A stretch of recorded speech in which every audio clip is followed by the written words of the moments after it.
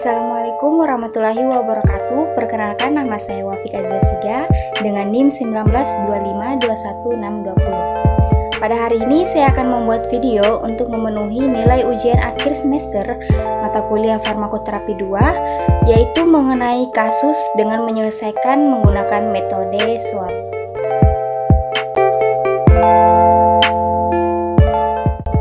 Sebelum kita memasuki metode SWOT, kita harus ketahui dulu bahwa apa itu epilepsi.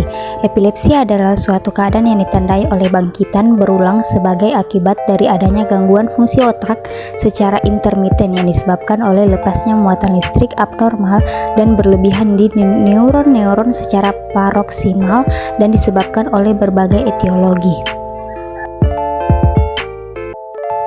Identitas pasien, nama pasien ANVS, jenis kelamin laki-laki, umur 3 tahun 9 bulan, tanggal masuk UGD 8 Desember 2016. Riwayat penyakit sekarang, pasien masuk dengan keluhan demam sejak 1 hari yang lalu, kejang seluruh tubuh sebanyak 3 kali dan selama masing-masing kejang lebih kurang 2 menit.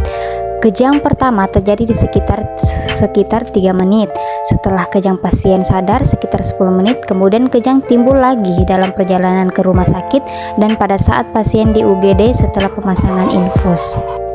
Pada riwayat penyakit sebelumnya, pasien menderita epilepsi sejak 2 tahun yang lalu dan sering dirawat di rumah sakit karena penyakit yang sama. Pasien sedang dalam pengobatan epilepsi yang dikontrol secara rutin ke rumah sakit. Terapi yang diberikan phenobarbital dan carbamazepine untuk pengobatan epilepsinya. Adapun diagnosanya yaitu epilepsi. Selanjutnya metode SWOT. Itu yang pertama ada subjek, keluhan utama, kejang dan demam.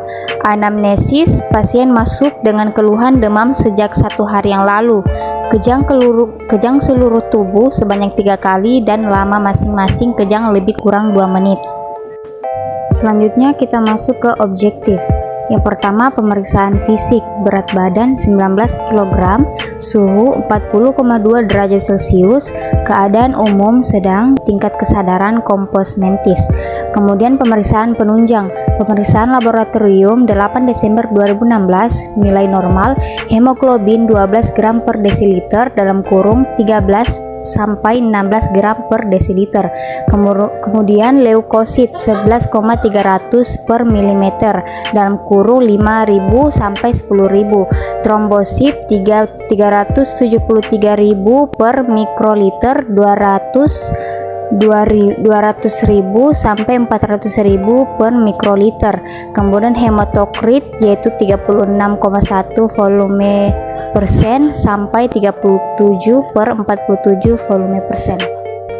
Selanjutnya penata laksanaan. Terapi yang diberikan di IGD jam 20.50. Yang pertama ada Dumin suppositoria paracetamol 250 mg, Stesolid suppositoria diazepam 10 mg, Otopan sirup 4x2 sendok teh, paracetamol 120 mg per 5 ml. Terapi yang diberikan di ruang rawat anak. Yang pertama paracetamol sirup 4x2 sendok teh, amoxil sirup 3x2 sendok teh, amoxicillin 125 mg per 5 ml, luminal phenobarbital 2x60 mg hari pertama dan hari kedua, luminal 2x30 mg di hari ketiga dan seterusnya. Kemudian carbamazepine yaitu 3x50 mg. Selanjutnya kita masuk ke asesmen.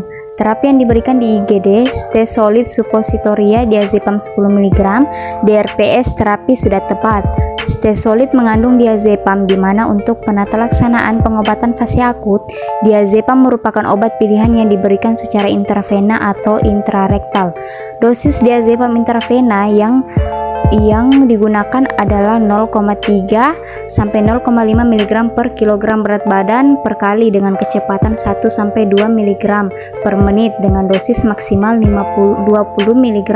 Bila kejang berhenti sebelum diazepam habis, hentikan penyuntikan dan tunggu sebentar, dan bila tidak timbul kejang lagi, jarum dicabut. Obat yang kedua itu Dumin suppositoria 250 mg dan Otopan sirup 2 sendok teh 240 mg. DRPS terapi kurang tepat. Di IGD, pasien diberikan Dumin suppositoria 250 mg dengan otopan sirup 2 sendok teh 240 mg yang mengandung paracetamol untuk menurunkan suhu pasien. Menurut kami, pemberian duplikasi terapi kurang tepat karena dokter beberapa jurnal yang kami temukan misalnya pada jurnal Drug Related Problem dalam pengobatan dengue hemorrhagic fever atau DHF pada pasien pediatrik tahun 2009 menjelaskan bahwa pemberian duplikasi terapi selain pemborosan juga dapat menyebabkan peningkatan risiko toksisitas pasien pediatrik terutama pada hepatotoksik. Terapi yang diberikan di ruang rawat anak yaitu luminal 2 kali 60 mg hari pertama dan hari kedua, luminal 2 kali 30 mg hari ketiga dan seterusnya. DRPS terapi sudah tepat. Setelah kejang berhenti dengan pemberian diazepam dilanjutkan dengan pemberian fenobarbital. Langsung setelah kejang berhenti, dosis yang digunakan untuk pemeliharaan untuk 2 hari pertama dosis 8-10 mg per kilogram berat badan dibagi dalam 2 dosis untuk hari-hari berikutnya dengan dosis 4-5 mg per kilogram berat badan per hari. Anak dengan berat badan 19 kg seharusnya mendapatkan dosis untuk hari pertama dan kedua 152-190 mg, hari berikutnya 76-95 mg. Sedangkan dosis yang diterima pasien adalah 2 kali 60 mg dalam kurung 120 mg untuk hari pertama dan kedua, 2 kali 30 mg untuk hari berikutnya. Selanjutnya paracetamol sirup 4 kali 2 sendok teh. DRPS terapi sudah tepat. Paracetamol sirup diberikan untuk pasien untuk mengatasi demam. Tiap 5 ml sirup paracetamol mengandung paracetamol 120 mg. Dosis yang diterima oleh pasien adalah 4 kali 2 sendok teh dalam kurung 160 mg sehari pakai. Sementara dosis lazim paracetamol adalah 10 mg sampai 15 mg per kilogram berat badan untuk sekali pakai. Untuk pasien dengan berat badan 19 kg, dosis yang diterima oleh pasien adalah 19 kg dengan dalam kurung 10-15 mg per kilogram berat badan yaitu 190 sampai 285 mg sekali pakai dan 760 mg sampai 1140 mg untuk sehari pakai. Selanjutnya amoksil sirup 3 kali 2 sendok teh, amoksisilin 125 mg per 5 ml. DRPS-nya yaitu terapi sudah tepat. Pasien juga mendapatkan terapi amoksisilin. Hal ini berdasarkan kepada kemungkinan adanya infeksi pada pasien. Dilihat dari tingginya suhu tubuh pasien dan berdasarkan pemeriksaan laboratorium pasien, di mana nilai leukosit pasien 11,300 per milimeter. Angka tersebut di atas nilai normal 5.000 sampai 10.000 per milimeter. Tiap 5 ml sirup amoksisilin mengandung amoksisilin 125 mg. Selanjutnya obat yang terakhir yaitu carbamazepin 3 kali 50 mg. DRPS-nya terapi sudah tepat. Carbamazepin yang merupakan obat rutin yang dikonsumsi oleh pasien masih tetap dilanjutkan dengan dosis 3 kali 50 dalam kurung 150 mg sehari.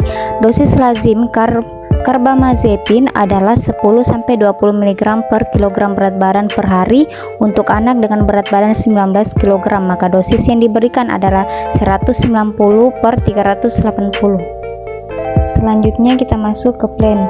Sebaiknya pada saat pasien di IGD, pasien tidak diberikan duplikasi terapi paracetamol. Selain pemborosan juga dapat menyebabkan peningkatan risiko toksisitas pasien pediatrik, terutama pada hepatotoksisitas.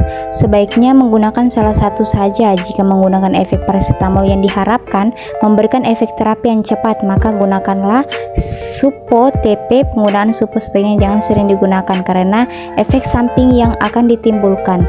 Kemudian yang kedua, karena efek samping CBZ hiponatrium, maka kenali sejak dini tanda-tanda terjadinya hiponatrium pada pasien. Jika tanda-tanda itu mulai muncul, dianjurkan pasien ini